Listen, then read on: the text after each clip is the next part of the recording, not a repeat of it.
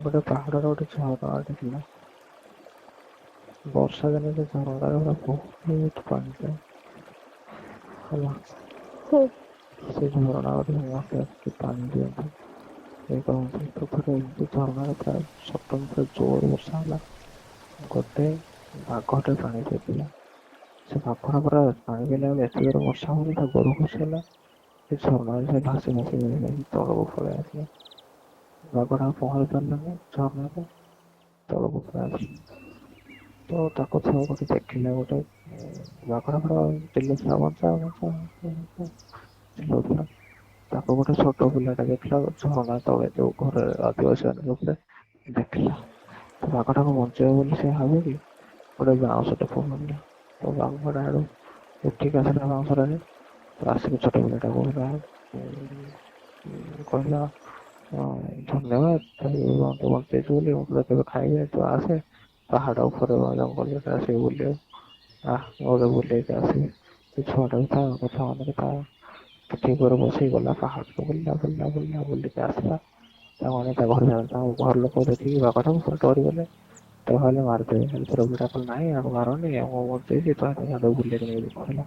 ତ ବାଘଟା ହେଠୁ କହିଲା ହଁ ମୁଁ ଆକୁ ବଞ୍ଚେଇଲା ବୁଲେଇକି ନେଇ ଦେଖଉଛି ମତେ ମାରନି କେହି କି ମୁଁ ତମର କିଛି କ୍ଷତି କରିବିନି। ତାପରେ ପୁରା କହିଲେ ଯାହା ହଉ ବଢିଆ।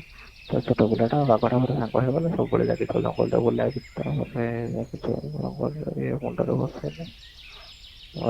ତା ପିଠିରେ ବସେଇ ତାକୁ ବୁଲେଇଲା ସବୁଦିନ ବୁଲେଇବ ପୁଣି ଆଣିକି ଛାଡିଦବ। ଏମିତି ଛୁଆଟାକୁ ସାଙ୍ଗ ହେଇକି ରହିଲେ ସବୁବେଳେ। ହଉ ସେ ସାଙ୍ଗ ହେଇଗଲେ ସାଙ୍ଗ ହେଇଗଲା ପରେ ଥରେ ଏମିତି ବାଘ ପିଠିରେ ବସିକି ଛୁଆଟାକୁ ବୁଲୁଥିଲା। ସେ ଛୁଆଟା ଥରେ ଏମିତି ଦେଖିଲା ଗୋଟେ ବଡ ହାତୀଟେ।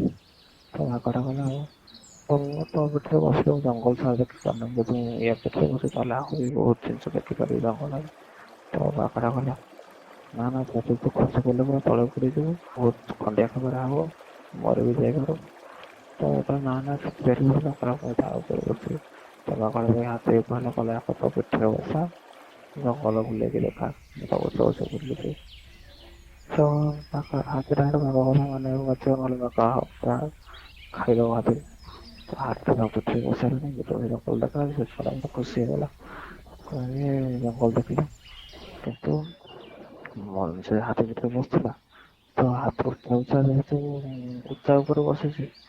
ତ ଦେଖିଲା ଗୋଟେ ଗଛ ଡାଲରେ ପୁରା ଛୁଆଟାର ମୁହଁ ଆସିକି ବସିଗଲା। ଛୁଆଟା ପୁରା ତଳେ ପଡିଗଲା।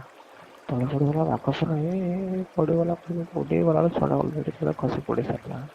ଛୁଆଟାର ପୁରା ଗୋଡ ଭାଙ୍ଗିଗଲା ଆଉ ଚାଲି ପାରିଲାନି ସେ ତଳକୁ କେମିତି ଯିବ। ବାଘ ଉପରେ ଚଢିକି ବସି ପାରିଲାନି କେମିତି ବସିବ କଣ କରିବ। ତ ବାଘଟା ପୁରା ହେଠୁ ତାକୁ କହିଲା କଣ କରିବା କରିକି ଡାକିକି ଆସିଲା ମାଙ୍କଡକୁ ଡାକିଲା ମାଙ୍କଡ ତାର ଗୋଟେ ତାକୁ ଜଡିବୁଟି ଦେଇକି ତା ଗୋଡରେ ବାନ୍ଧି ଦେଲା ବାନ୍ଧିକି ତାକୁ ଠିକ କରିବାକୁ ଚେଷ୍ଟା କଲା। ତ ଏଇ ବାଘଟା ପୁରା ତାଙ୍କ ଘର ଲୋକ ତଳେ ପୁରା ଟେନସନ ହେଇଗଲେଣି। କଣ ଏଯାଏଁ ତତେ ଖାଇଦେଲା କି କଣ କରାଯିବ। ତାଙ୍କ ଘର ଲୋକ ତାର ଉପରକୁ ଚଢିକି ଗଲେ ଦେଖିବା ପାଇଁ କଣ ହେଇଛି ବୋଲି। ଦେଖିଲା ବେଳକୁ ବାଘଟା ପୁରା ତାକୁ ତା ଶୁଶ୍ରୂଷା କରୁଛି ଆଉ।